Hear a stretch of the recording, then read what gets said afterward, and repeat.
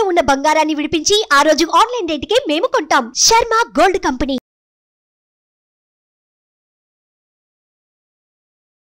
శ్రీమాత్రే నమః. సద్గురు జ్యోతిషాలయం బ్రహ్మశ్రీ చంద్రమౌళి వెంకటేష్ శర్మ. ఈరోజు మనం చెప్పుకోబోయే ఒక ముఖ్యమైనటువంటి విషయం ఏమంటే, చాలామందికి ఒక భయం, శని భగవానుడు అంటే ఒక భయం. శని వక్రగతి అనేది అవుతుంది. ఇది వచ్చి రెగ్యులర్ ప్రాసెస్ అండి. మనం ఇదివరకు కూడా ఈ పంచగ్రహ కుటుంబం గురించి చెప్పాము. అలా అయిపోతుంది, ఇలా అయిపోతుంది అంటే దానికి మనం ఒక వీడియో ఇచ్చాం. చాలామంది పాజిటివ్గా దానికి రెస్పాండ్ అయ్యారు. ఇవన్నీ కూడా రొటీన్ లైఫ్లో జరుగుతున్నట్టు చూడండి. మేము జూన్ నెల ఇచ్చాం, మే నెల ఇచ్చాం, ఏప్రిల్ నెల ఇచ్చాం, మార్చి నెల ఇచ్చాం, ఇప్పుడు జూలై నెల కూడా ఇవ్వబోతున్నాం. ఇదన్నీ రొటీన్. అలాగే శని కూడా తన యొక్క గమనంలో ఇదొక రొటీన్ జర్నీ అనమాట.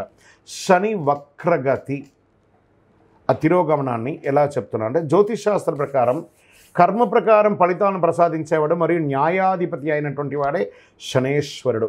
శని ఈశ్వర శబ్దం కలిగిన వాడు. ఏ దేవుడికి కూడా ఈశ్వర శబ్దం రాలేదు, ఈయనకి మాత్రం శనేశ్వరుడు అని పేరు వచ్చింది. 30 సంవత్సరాల తర్వాత తన సొంత రాశి అయినటువంటి కుంభరాశిలో వక్ర నివృత్తిని పొందుతున్నారు ఈయన. ఇది ఎంతో ఒక విశేషమైనటువంటి విషయం అండి. దానివల్ల 2024లో కొన్ని రాసుల వారిపై ప్రత్యేక వరాలను కురిపిస్తున్నారు. కొన్ని రాసులకి అదృష్టాన్ని కలిగిస్తున్నారు, కొన్ని రాసులకి యాజ్ ఇట్ ఈస్ రొటీన్గా చేస్తున్నారు.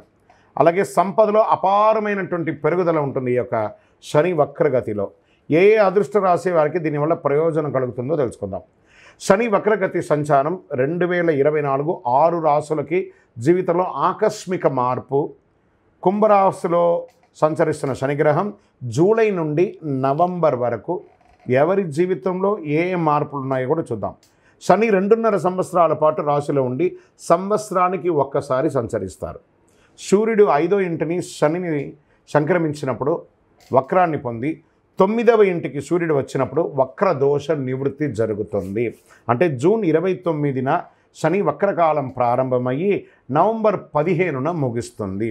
శని వక్ర సంచారం వలన ప్రభావితమైనటువంటి వారికి వక్రకాలంలో వ్యాపార సమస్యలు తగ్గుతాయి, ధన సమస్యలు తీరుతాయి, కష్టాల నుంచి బయటపడి వారికి ఉపశమనం కలుగుతుంది.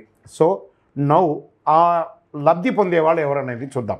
జ్యోతిషాస్త్రరీత్యా ద్వాదశ రాశుల్లో 2వ రాశి అయినటువంటి వృషభ రాశి మిత్రులారా, మీరు కృత్తికా నక్షత్రం 2, 3, 4 పాదములు, రోహిణీ నక్షత్రం 1, 2, 3, 4 పాదములు, మృగశిర నక్షత్రం 1, 2 పాదాలకు జన్మించిన మీరు వృషభ రాశి వారిగా పరిగణించబడుతున్నారు. ఈ నెల మీకు శుభాశుభ ఫలితాలు ఎలా ఉన్నాయంటే, చాలా శుభవార్తలు అందుకోబోతున్నారండి వృషభ రాశి మిత్రులారా. 10వ ఇంట్లో శని ప్రభుత్వ వ్యవహారాల్లో రాజకీయంగా ఉన్న వాళ్ళకి పదవి పొందుతారు.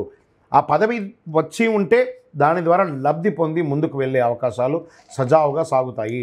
దేనిలోనైనా విజయం సాధిస్తారు. శత్రువులు మీకు తల వంచుతారు, పరోక్షంగా కూడా లాభపడతారు. ఊహించని ధన ప్రవాహం కూడా వచ్చే అవకాశం చాలా ఉంది. అయితే నెలాఖరులతో సోదర సోదరీమణులతో ఏర్పడిన చిన్నపాటి విభేదాలు పరిష్కారం అవుతాయి. కుటుంబంలో సంతోషకరమైనటువంటి వాతావరణం పెరుగుతుంది. ఆకస్మిక అదృష్టం కూడా వృషభ రాశి వారికి కలిసి వస్తుందని కూడా చెప్పచ్చు. రుణాలపై శ్రద్ధ వహించండి. మీరు ఎవరికైనా ఇవ్వాల్సి ఉంటే వాళ్ళకి ఎలా సకాలంలో ఇవ్వాలో ఆలోచించండి. మాసం చివరి భాగంలో బంధువులు స్నేహితుల వల్ల లాభం ఉంటుంది, వారికి ఆశించిన సహాయం అందుతుంది.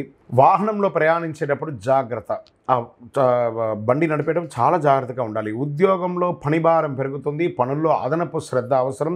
చిన్న పొరపాటు కూడా మీ యొక్క జీవితాన్ని ఇబ్బంది పెట్టే అవకాశాలు ఉంటాయి, జాగ్రత్త.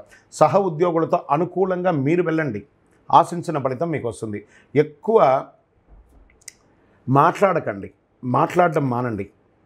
ఎంత సైలెంట్గా ఉంటే అంత మంచిది.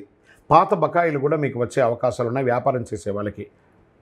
మహిళలకి ఇది చాలా మంచి సమయం చెప్పచ్చు. షేర్ మార్కెట్ చాలా బాగా ఉంటుంది. మీడియా రంగం వారికి మిశ్రమ ఫలితం అని చెప్పచ్చు. వివాహం కాని వారికి యోగంగా ఉంటుంది. ఎంత ఎక్కువ కష్టపడితే అంత మంచి ఉత్తీర్ణ పొందే అవకాశాలు విద్యార్థులకు ఉంది. అనుకూలమైనటువంటి రోజులు 2, 5 జూలైలో. అదృష్ట సంఖ్య 3, 5. చంద్రాష్టమం ఈ 2 రోజులు 2.5 రోజులు జాగ్రత్తగా ఉండాలి. జూలై 19, 7, 2024 3 గంటల 25 నిమిషాల నుండి 21, 7, 2024 7 గంటల 27 నిమిషాల వరకు ఉదయం చంద్రాష్టమం ఉంటుంది. ఈ 2 రోజులు వాహనం నడిపేటప్పుడు జాగ్రత్త. మీ వ్యక్తిగత విషయాలన్నింటిలోనూ చాలా జాగ్రత్తగా ఉండాలి. ఏమైనా బ్యాంక్ సంతకం పెట్టడం కానీ, షూరిటీ సంతకం పెట్టడం కానీ, వాహనం నడిపేటప్పుడు ఒకసారికి 2 సార్లు చక్కగా ఆలోచించి పెట్టండి. సరే, దీనికి మనం పరిహారం ఏమైనా చేసుకోవచ్చా, ఏమైనా పూజించవచ్చు అంటే సుబ్రహ్మణ్య స్వామి వారిని ప్రార్థన చేయండి. మీకు ఈ నెల బాగుంది కాబట్టి జూలైలో మహాలక్ష్మి వారిని ప్రార్థన చేయండి. మహాలక్ష్మి అష్టకం చదవండి. ఏదైనా దేవాలయాలకు వెళ్ళండి. అమ్మవారి యొక్క పారాయణం చేయండి. శుక్రవారం సాయంత్రం చక్కగా నెయ్యి దీపం వెలిగించండి మీ ఇంట్లో. శుక్రవారంలో మహాలక్ష్మికి నెయ్యి దీపం వెలిగించడం వల్ల ఐశ్వర్యం కలుగుతుంది. కరుంగాళి మాలను కూడా ధరించండి. చాలా విశేషమైనటువంటి ఫలితాన్ని పొందుతారు.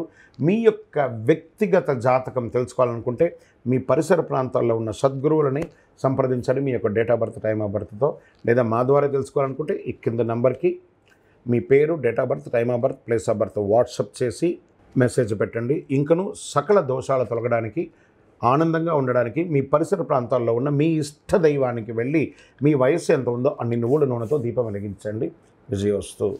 సుమన్ టీవీలో మీ పర్సనల్ అండ్ బిజినెస్ ప్రమోషన్స్ కోసం కింది నెంబర్కి కాంటాక్ట్ చేయండి.